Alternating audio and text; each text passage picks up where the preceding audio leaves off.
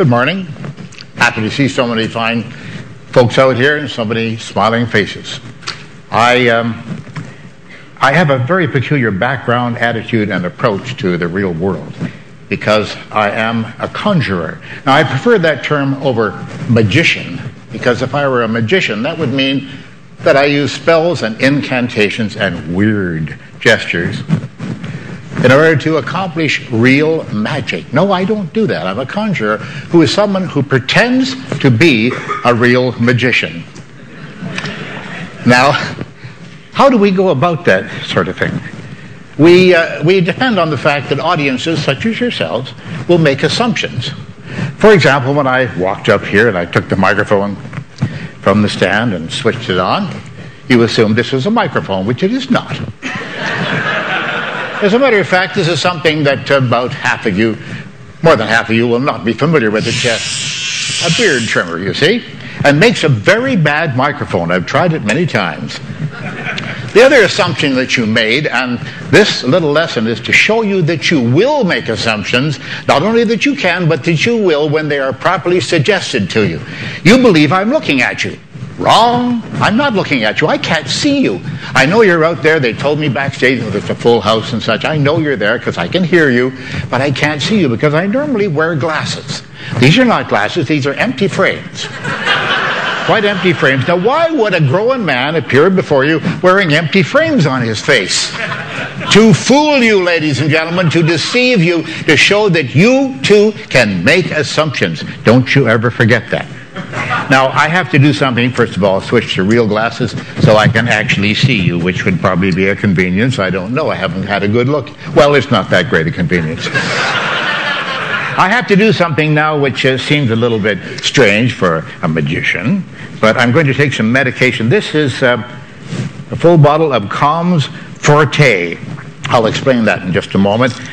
Ignore the instructions. That's what the government has to put in there to confuse you, I'm sure.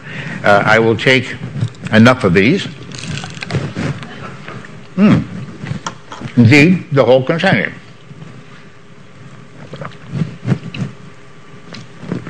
$32 capsules of Calms Forte. Now that I've done that, I'll explain it in a moment.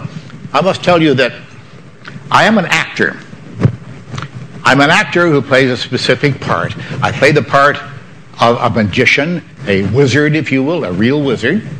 If someone were to appear on this stage in front of you and actually claim to be an ancient prince of Denmark named Hamlet, you would be insulted, and rightly so. Why would a man assume that you would believe something bizarre like this? But there exists out there a very large population of people who will tell you that they have psychic, magical powers, that they can predict the future, that they can make contact with the deceased. Oh, they also say they will sell you astrology or other fortune-telling methods. Oh, they gladly sell you that, yes. And they also say that they can give you perpetual motion machines and free energy systems.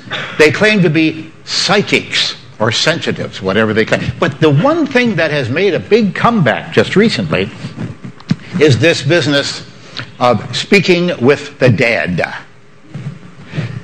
Now, to my innocent mind, dead implies incapable of communicating. You might agree with me on that. But these people, they tend to tell you that not only can they communicate with the dead, hi there, but they can hear the dead as well, and they can relay this information back to the living. I wonder if that's true. I don't think so, because this subculture of people use exactly the same gimmicks that we magicians do, exactly the same physical methods, the same psychological methods. And they effectively and profoundly deceive millions of people around the earth to their detriment. They deceive these people, cost them a lot of money, cost them a lot of emotional anguish. Billions of dollars are spent every year all over the globe on these charlatans. Now, I have two questions I would like to ask these people if I had the opportunity to do so. First question. If I want to ask them to call up, because they do hear them through the ear, they listen to the spirits like this. I'm going to ask you to call up the ghost of my grandmother, because when she died, she had the family will, and she secreted it someplace. We don't know where it is. So we ask Granny, where is the will, Granny? What does Granny say? She says, I'm in heaven, it's wonderful. I'm here with all my old friends, my deceased friends and my family, and all the puppy dogs and the kittens that I used to have when I was a little girl. And I love you, and I'll always be with you. Goodbye. And she didn't answer the damn question. Where is the will? Now, she could easily have said, oh, it's in the library on the second shelf behind the encyclopedia, but she doesn't say that. No, she doesn't. She doesn't bring any useful information to us. We paid a lot of money for that information, but we didn't get it. The second question that I'd like to ask, rather simple. Suppose I ask them to contact the spirit of my deceased father-in-law, as an example. Why do they insist on saying, remember they speak into his ear, why do they say, my name starts with J or M? Is this a hunting game, a hunting and fishing? What is it? Is it 20 questions? No, it's more like 120 questions, but it is a cruel, vicious, absolutely conscienceless, I'll be all right, keep your seats, game that these people play, and they take advantage of the innocent, the naive, the grieving, the needy people out there. Now, this is a process that is called cold reading. There's one fellow out there, Van Prague is his name, James Van Prague. He's one of the big practitioners of this sort of thing. John Edward, Sylvia Brown, and Rosemary Altea, they are other operators. There are hundreds of them all over the earth. But in this country, James Van Prague is very big. And what does he do? He likes to tell you how the deceased got deceased. The people he's talking to through his ear, you see. So what he says is very often, it's like this. He says, he tells me before he passed that he had trouble breathing. Folks, that's what dying is all about. You stop breathing and then you're dead. It's that simple. And that's the kind of information they're going to bring back to you? I don't think so. Now, these people will make guesses. They'll say things like, why am I getting electricity? He's saying to me, electricity. Was he an electrician? No. Did he ever have an electric razor? No. It was a game of hunting questions like this. This is what they go through.